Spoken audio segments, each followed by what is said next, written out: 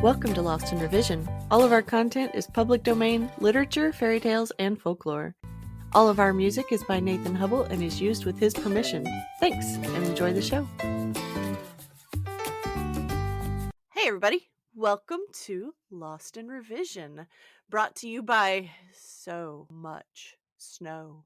It's everywhere. We got like 15 inches. I'm here, as always, with two of my favorite humans, Angel and Polly. How are you today, Angel? Well, I am kind of like an old car in winter. The engine is slow to warm up, and it took a lot of revving of the engine to get me actually moving. That first week back to school after winter break is always interesting. So I'm tired, but generally doing good. Well, that's good. I just can't get going at all anymore. My engine is just busted at this point. so, so how about you, Polly? Oh, my engine's good. We we were snowed on, but thankfully not snowed in. They were quick with the snowplows this time, which was good because Y'all have spent the night snow Friday. plows? We have snowplows. You don't have snowplows? You get more snow than we do. We don't have snow plows. I'm in a tiny, tiny town. Actually, I'm somewhat adjacent to a tiny, tiny town. We have state highways and major thoroughfares, so we have snowplows, which is good because I spent the night Friday at work. Can't slack off when you're the only place open. Got to True. sell them waffles. I do have to take Tonka to the urgent care when we're done here, though, to get his foot x-rayed. He was pushing middle Aw. child's car out of the snowbank it was stuck in, and the board, wedged under the tire for traction, was thrown into his foot. Ow! Yeah. I think it's just bruised, though. He can curl his toes, and he has full motion, and just a little bruise on top of the foot. So. I bet you it doesn't feel like a little bruise. No, he says he can't walk. Oh. Oh my word. I am now also feeling grateful that I do not live in a place that is covered in snow. Oh, you have worse things to deal with than snow. That's true. So, how about you tell us a little bit about the history and culture of this story? Well, this is one of the stories published by Andrew Lang, the Scottish folklorist, in his The Brown Fairy book. However, it is generally believed that his wife Lenora is the one who actually adapted and reworked the story from its Icelandic origins that had been published in a German collection. Let's see if I can say this right. Probably can't. None of my German friends are allowed to laugh at me. Called Nordischen Volksmärchen, which basically means New Icelandic folk tales. I'm not laughing at you. Thank you. Sounded good to me. And, more and more often it is coming out and being found out that the male authors just stole their wife's work. So I'm not surprised at all anymore. Yeah. With some of the research and everything, I have been discovering that Andrew often relied on female editors. Apparently, Sure. Editors, yeah. his wife felt some of the fairy tales he had been collecting would not be appreciated by an Anglo-Saxon mentality, and so tended to restyle the stories to make them more culturally accommodating, which when I found that out, I went looking, trying to find a copy of this story in a non-edited version, but I couldn't get good translations of them. So We need the uncensored versions. It's very difficult to find. yeah, but it's still a good story. It reminded me of The Ordinary Princess. The whole time I was reading it, I was thinking about Amy from The Ordinary Princess by MMK. With the princess playing unsupervised in the woods all day and doing as she pleased. And Well, that was pretty much my childhood. I played unsupervised in the woods all the time. Same. I just wish that I had a magical experience in all of my unsupervised woodland excursions. None of the mushroom rings worked at all. we were pretty fairly convinced that there was a secret lair under the blackberry hedge. I mean, it was probably rabbits, but you're right. Yeah. I hate that every reference to the story refers to it as the Icelandic tale from Andrew Lang's book, like it wasn't already an Icelandic tale before it was discovered by a Brit. Well, colonizers gonna colonize. They do that. I think that is because the Brown Fairy book's whole advertising shtick was that these were stories collected from all over the world rather than British folk tales to begin with. Another one that I will be doing from this same book later this year, this season, um, is constantly referred to as From North American Indian Legends. Oh, so by collected, we mean appropriated. Pretty much. Because colonizers gonna colonize. They do be doing that. So let's move on to the reading of the story, and then we can discuss it after.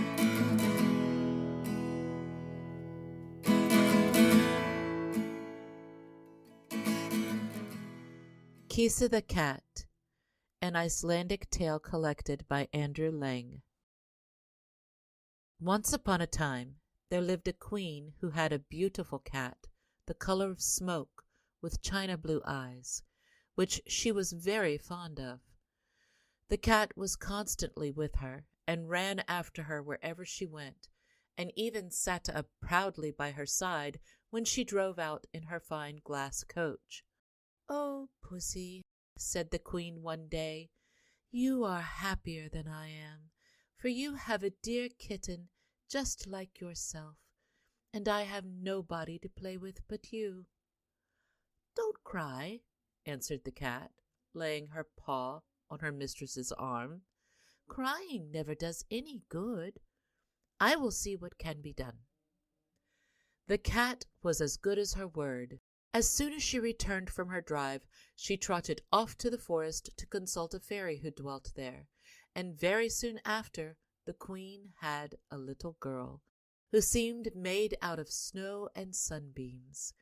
The queen was delighted, and soon the baby began to take notice of the kitten as she jumped about the room, and would not go to sleep at all unless the kitten lay curled up beside her. 2 or 3 months went by, and though the baby was still a baby, the kitten was fast becoming a cat, and one evening when, as usual, the nurse came to look for her to put her in the baby's cot, she was nowhere to be found. What a hunt there was for that kitten, to be sure! The servants, each anxious to find her, as the queen was certain to reward the lucky man, searched in the most impossible places. Boxes were opened that would hardly have held a kitten's paw. Books were taken from bookshelves, lest the kitten should have gotten behind them. Drawers were pulled out, for perhaps the kitten might have gotten shut in. But it was all no use. The kitten had plainly run away, and nobody could tell if it would ever choose to come back. Years passed away, and one day, when the princess was playing ball in the garden, she happened to throw her ball farther than usual, and it fell into a clump of rose bushes. The princess, of course, ran after it at once, and she was stooping down to feel if it was hidden in the long grass, when she heard a voice calling after her. "Ingebjorg, Ingebjorg," it said, "have you forgotten me? I'm Kisa, your sister." "But I never had a sister," answered Ingebjorg, very much puzzled, for she knew nothing of what had taken place so long ago. "Don't you remember how I always slept in your cot beside you, and how you cried till I came? But girls have no memories at all. Why, I could find my way straight up to that cot this moment if I was once inside the palace." "Why did you go away then?" asked the princess. But before Kisa could answer, Ingebjorg's attendants arrived breathless on the scene, and were so horrified at the sight of a strange cat that Kisa plunged into the bushes and went back to the forest. The princess was very much vexed with her ladies-in-waiting for frightening away her old playfellow, and told the queen, who came to her room every evening to bid her good night. "Yes, it is quite true what Kisa said," answered the queen. "I should have liked to have seen her again. Perhaps some day she will return, and then you must bring her to me." Next morning it was very hot, and the princess declared that she must go and play in the forest, where it was always cool, under the big shady trees. As usual, her attendants let her do anything she pleased, and sitting down on a mossy bank where a little stream tinkled by, soon fell sound asleep. The princess saw with delight that they would pay no heed to her, and wandered on and on, expecting every moment to see some fairies dancing around a ring, or some little brown elves peeping at her from behind a tree. But, alas, she met none of these. Instead, a horrible giant came out of his cave and ordered her to follow him. The princess felt much afraid, as he was so big and ugly, and began to be sorry that she had not stayed within reach of help. But as there was no use in disobeying the giant, she walked meekly behind. They went a long way, and Ingebjorg began to grow very tired, and at length began to cry. "I don't like girls who make horrid noises," said the giant, turning around. "But if you want to cry, I will give you something to cry for." And drawing an axe from his belt, he cut off both her feet, which he picked up and put in his pocket. Then he went away. Poor Ingebjorg lay in the grass in terrible pain, and wondering if she should lay there till she died, as no one would know where to look for her. How long it was since she had set out in the morning she could not tell. It seemed years to her, of course, but the sun was still high in the heavens when she heard the sound of wheels, and then, with a great effort, for her throat was parched with fright and pain, she gave a shout. "I am coming," was the answer, and in another moment a cart made its way through the trees, driven by Kisa, who used her tail as a whip to urge the horse to go faster. Directly Kisa saw Ingebjorg lying there, she jumped quickly down, and lifting the girl carefully in her two front paws, laid her upon some soft hay, and drove back to her own little hut. In the corner of the room was a pile of cushions, and these Kisa arranged as a bed. Ingebjorg, who by this time was nearly fainting from all she had gone through, drank greedily some milk, and then sank back on the cushions while Kisa fetched some dried herbs from a cupboard, soaked them in warm water, and tied them on the bleeding legs. The pain vanished at once, and Ingebjorg looked up and smiled at Kisa.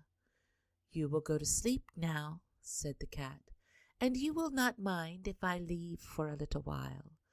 I will lock the door, and no one can hurt you." But before she had finished, the princess was asleep. Then Kisa got into the cart, which was standing at the door, and, catching up the reins, drove straight to the giant's cave. Leaving her cart behind some trees, Kisa crept gently up to the open door, and, crouching down, listened to what the giant was telling his wife, who was at supper with him. "The first day that I can spare, I shall just go back and kill her," he said. "It would never do for people in the forest to know that a mere girl can defy me." And he and his wife were so busy calling Ingebjorg all sorts of names for her bad behavior that they never noticed Kisa stealing into a dark corner and upsetting a whole bag of salt into the great pot before the fire.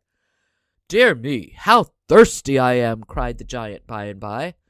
"So am I," answered the wife. "I do wish I had not taken that last spoonful of broth. I am sure something was wrong with it."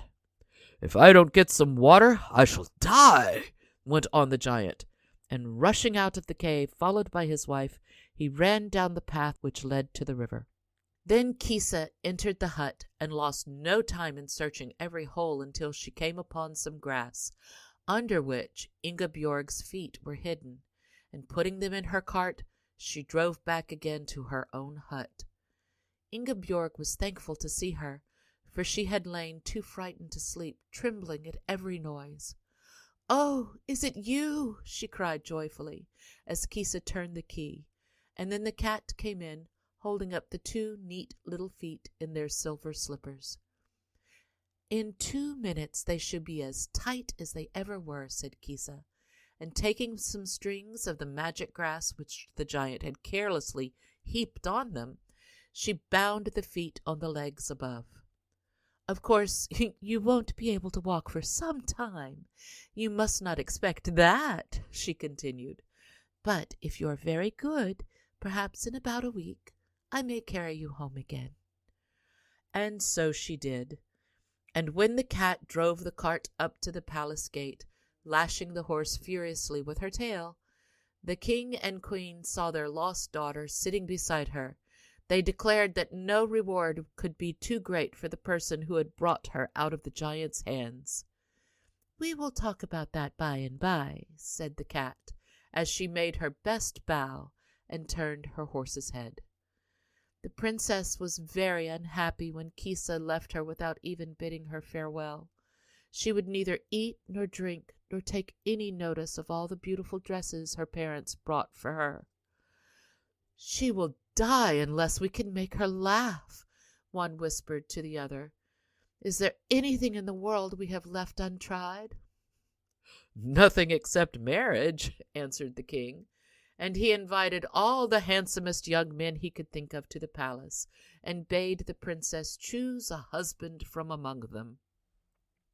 It took her some time to decide which she admired the most, but at last she fixed upon a young prince whose eyes were like the pools in the forest, and his hair of bright gold. The king and the queen were greatly pleased, as the young man was the son of a neighboring king, and they gave orders that a splendid feast should be got ready. When the marriage was over, Kisa suddenly stood before them, and Ingebjorg rushed forward and clasped her in her arms. "I have come to claim my reward," said the cat. "Let me sleep for this night at the foot of your bed." "Is that all?" asked Ingebjorg, much disappointed. "It is enough," answered the cat. And when the morning dawned, it was no cat that lay upon the bed, but a beautiful princess. "My mother and I were both enchanted by a spiteful fairy," said she. "We could not free ourselves until we had done some kindly deed that had never been wrought before. My mother died without ever finding a chance of doing anything new. But I took advantage of the evil act of the giant to make you as whole as ever." Then they were all more delighted than before, and the princess lived in the court until she too married and went away to govern one of her own. The end.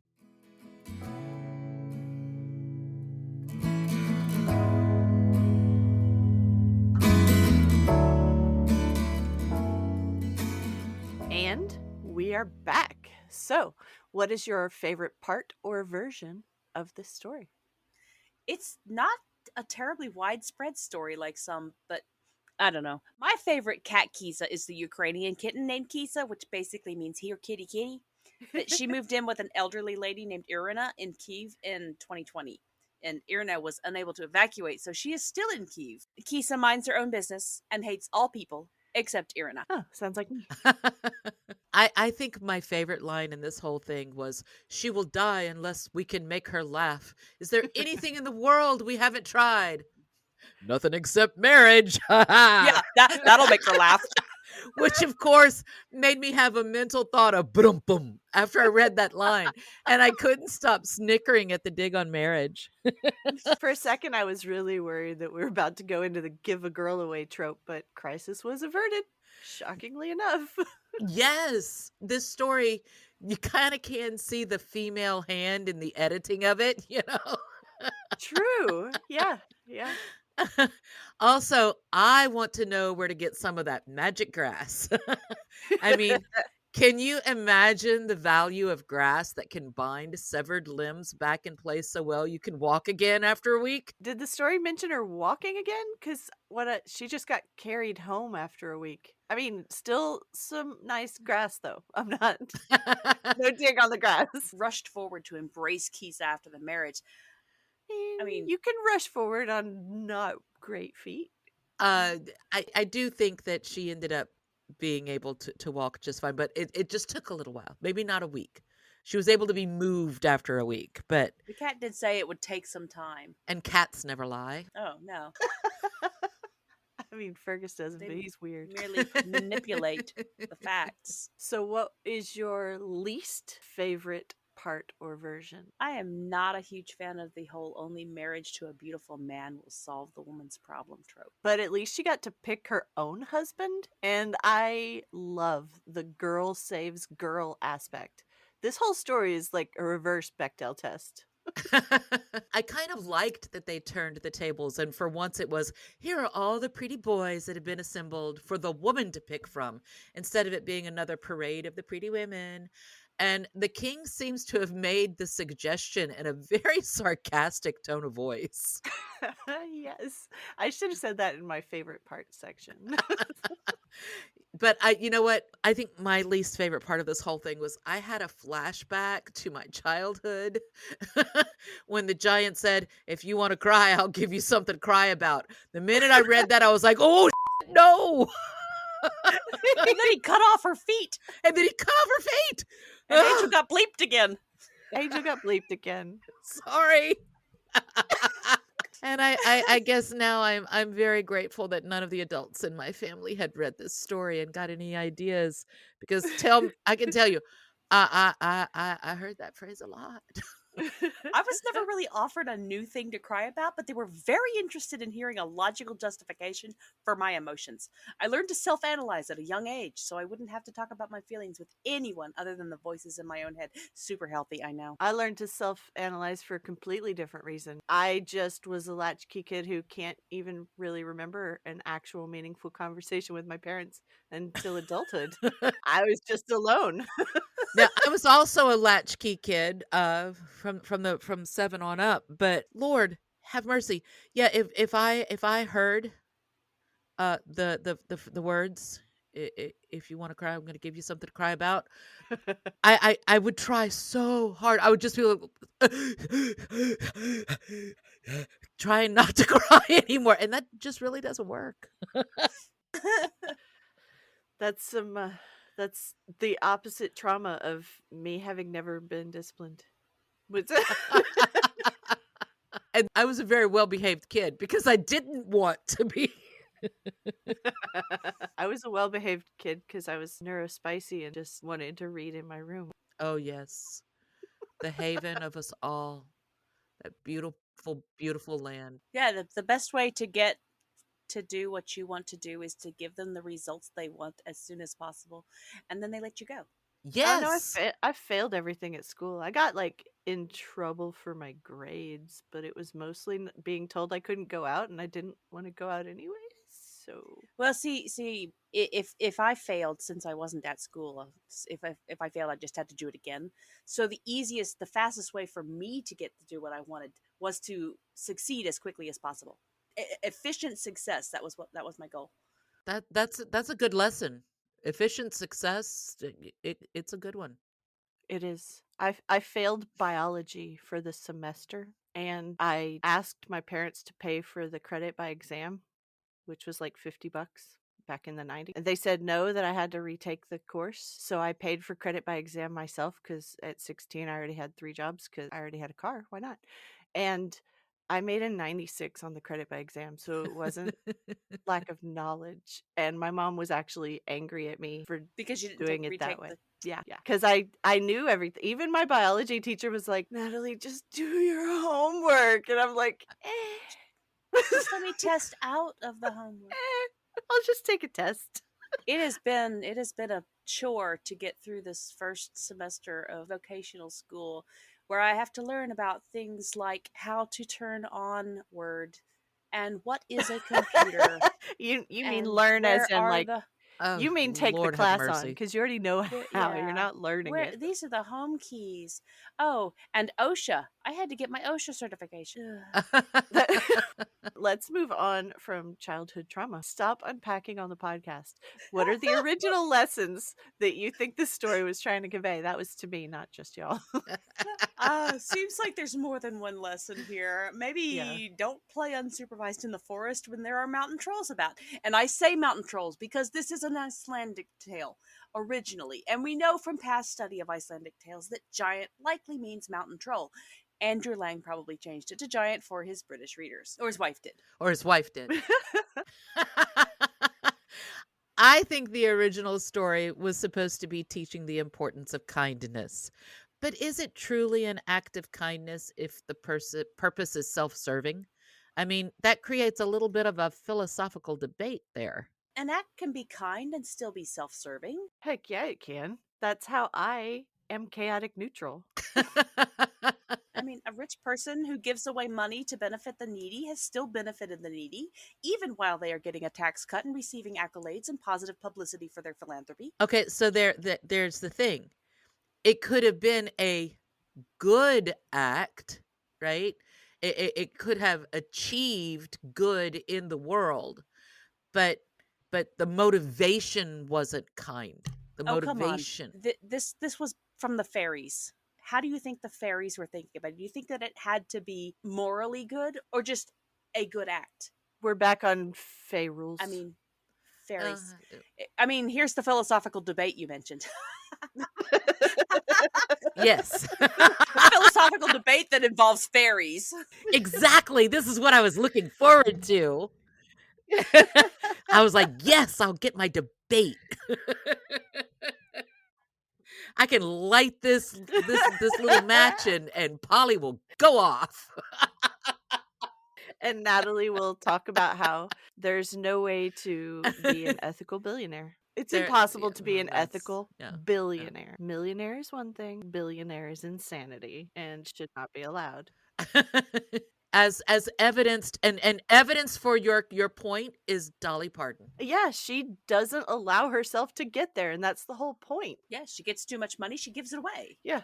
That's exactly and does really amazing good That's things. exactly my point, in that they're such dragons. Unfortunately, humans are the worst. Where were we? I think we were about to head to modern lessons. Philosophy. We were doing philosophy and talking about moral compasses and stuff. That's how we do. Boy, wouldn't it be great if we could develop one of those and market it? I'd love to give a few people a moral compass as a Christmas present. I don't want to give it as a Christmas present. I don't want to force it on them. It needs to scream at you when you go the wrong direction. I need to attach it to them by force so they can't not hear the screeching. It must be very publicly humiliating. Oh, Like it shouts out your wrongdoings to the public. it could just post on their respective platforms. Yeah, that would work. Yeah. Have it auto post anytime they do something morally repugnant. That's what I just did. They do that themselves, though. Brag about their misdeeds and have a following that cheer them on. And I'm like, here's video proof. All right. So moving on, what do you think the modern lesson would be? Well, a good modern lesson would be to keep your sights on your task. If Kisa had forgotten to watch for opportunities to do a good deed, she might have died a cat, as her mother did.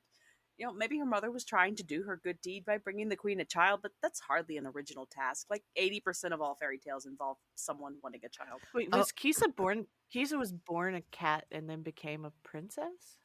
Well, they were both cursed by the fairies. By the Okay, fairies. I need to go read it again. I just read it and my brain didn't clock that back.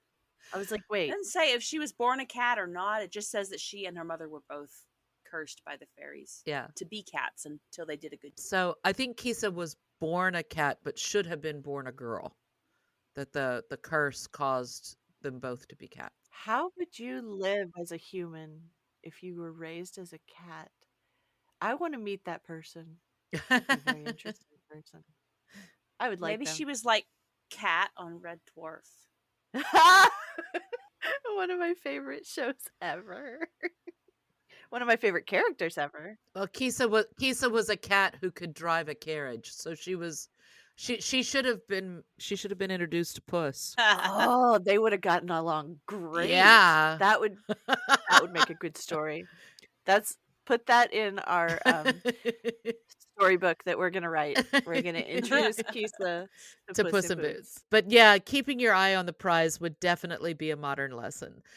So much in life can just zip by without us even noticing the opportunities right in front of us because we are so hyper focused on how irritating the proverbial stone in the shoe is at the moment. Stones in your shoes are very irritating. For real. They are. Yes. So They distracting. are. And living in the moment instead of only striving for the next moment is something that I have learned since my disabilities got so bad that I can't work anymore. I just have a constant stone in my shoe. I'm so sorry. But Eh, I think I'm hearing Raffi in my head.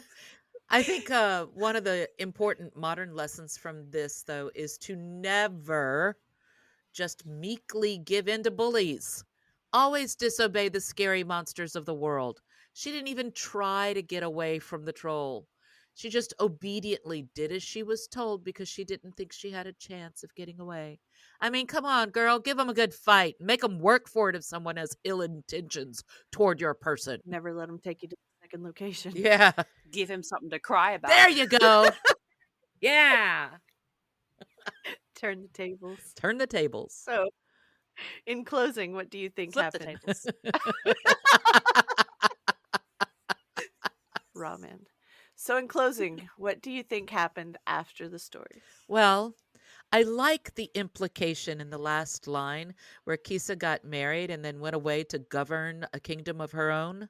I think Kisa would make an awesome ruler, especially with her knowledge of magic grass.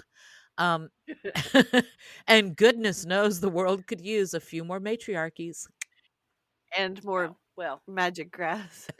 more magic. Definitely use some of that. I think Ingeborg and Kisa stayed close friends. Best friends even. Maybe friends. Oh, yeah. Yeah, I think the story ending with them each finding a husband is just LGBTQ plus censorship. Well, maybe the princes were friends too. Ah, a double lavender marriage. I See, like it. That's why she picked the prettiest one. I mean, a straight guy that pretty doesn't go unwed. Right. Just ask the dragon. Oh. Dragons are sparkle sexuals. Oh, dear Lord. Oh my god, I'm a dragon.